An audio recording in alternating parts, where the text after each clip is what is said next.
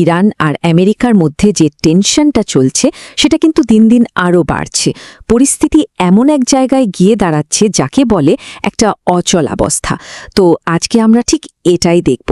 একটা অনলাইন রিপোর্টের উপর ভিত্তি করে এই পুরো জটিল সংঘাতের দাবি আর পাল্টা দাবিগুলো এক এক করে ভেঙে দেখার চেষ্টা করব। এই যে কথাটা, বন্ধুরা আমার, ইরান সমস্ত দাবিকে লাথি মেরে ফেলে দিয়েছে। ব্যাস, এই একটা কথাই কিন্তু আজকের আলোচনার একেবারে কেন্দ্রবিন্দুতে। ভাবা যায়, শুধু এই একটা বাক্যই বলে দিচ্ছে ইরান আর আমেরিকার মধ্যে কূটনৈতিক সংকট ঠিক কতটা গভীরে চলে গেছে। আচ্ছা, আলোচনাটা শুরু করার আগে একটা ব্যাপার কিন্তু একদম পরিষ্কার করে নেওয়া দরকার।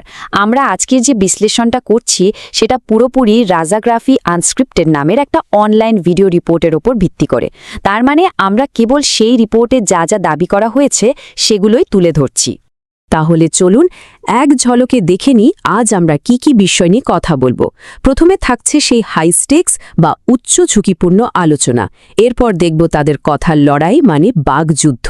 তারপর আসব সরাসরি যুদ্ধক্ষেত্রের দাবি দাওয়ায়, আর সব শেষে এর ফলে আশেপাশের অঞ্চলে কী প্রভাব পড়ছে সেটাও আলোচনা করব। তো চলুন শুরু করা যাক প্রথম পর্বটা দিয়ে, সেই উচ্চ ঝুঁকিপূর্ণ আলোচনা। রিপোর্ট অনুযায়ী ঠিক এখান থেকেই কিন্তু মারাত্মক একটা কূটনীতিক অচলাবস্থার শুরু।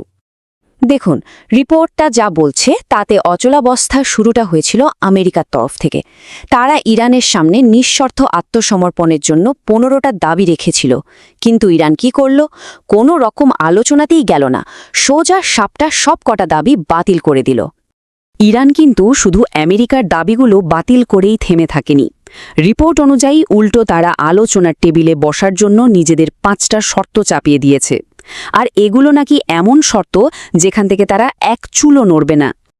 আর এই যে চরম উত্তেজনা চলছে, এর মাঝে কিন্তু আরও একটা পক্ষ ঢুকে পড়েছে। রিপোর্টটা দাবি করছে যে পাকিস্তান এখানে তৃতীয় পক্ষ হিসেবে কাজ করছে, মানে দুই দেশের মধ্যে একটা বোঝাপড়ার চেষ্টা চালাচ্ছে। আচ্ছা, এই যে কূটনৈতিক টানা পড়েন, এর পাশাপাশি কিন্তু আরও একটা যুদ্ধ চলছে। রিপোর্ট বলছে এটা হলো তথ্যযুদ্ধ বা ইনফরমেশন ওয়ারফেয়ার।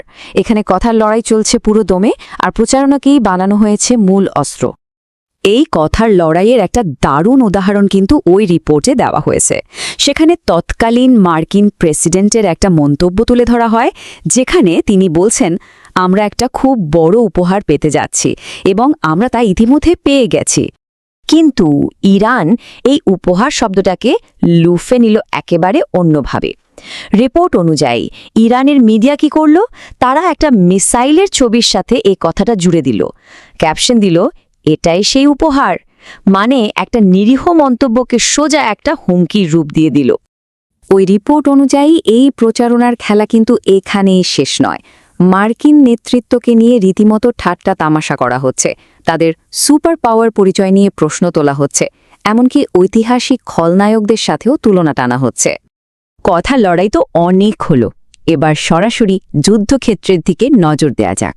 তবে একটা কথা মনে রাখতে হবে, এই পর্বে আমরা যে ক্ষয়ক্ষতির কথা বলবো সেগুলো কিন্তু ওই রিপোর্টের দাবি এবং এগুলো অসমর্থিত।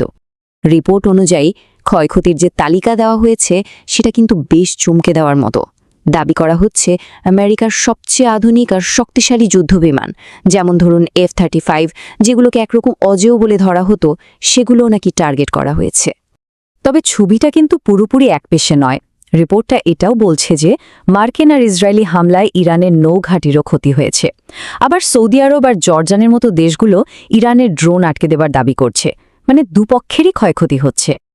এই যে লড়াইটা চলছে, এর প্রভাব কিন্তু শুধু ইরান আর আমেরিকার মধ্যেই সীমাবদ্ধ নেই। রিপোর্ট অনুযায়ী এর ঢেউ গিয়ে পড়ছে আশেপাশের দেশগুলোর অর্থনীতি আর তাদের জোটের ওপরেও। পুরো অঞ্চলের সমীকরণই যেন বদলে যাচ্ছে। অর্থনৈতিক দিকে একটা কিন্তু বেশ বড়সড় পরিবর্তনের কথা বলা হচ্ছে রিপোর্টে। দাবি করা হয়েছে 2019 সালের পর এই প্রথমবার ভারত নাকি এলএনজি আমদানির জন্য কাতারের বদলে ইরানের দিকে ঝুঁকছে। এটা যদি সত্যি হয় তাহলে কিন্তু ভূ রাজনীতিতে এটা একটা বিরাট বড় পরিবর্তন। ভূ রাজনৈতিক দিকেও কিন্তু অনেক কিছু ঘটছে। যেমন রিপোর্ট বলছে রাশিয়া নাকি ইরানের বুশেহের পারমাণবিক কেন্দ্র থেকে তাদের বিজ্ঞানীদের সরিয়ে নিয়েছে। অন্যদিকে ইরানের খার্গদ্বীপ দখলের চেষ্টার বিরুদ্ধেও কড়া হুঁশিয়ারি দিয়েছে ইরান। তো এই সব দাবি, পাল্টা দাবি, আলোচনা আর সামরিক উত্তেজনা মধ্যে একটাই বড় প্রশ্ন থেকে যাচ্ছে, এই অচলাবস্থার পরের ধাপটা কি হতে চলেছে। একদিকে আলোচনা থমকে, অন্যদিকে উত্তেজনা বাড়ছে।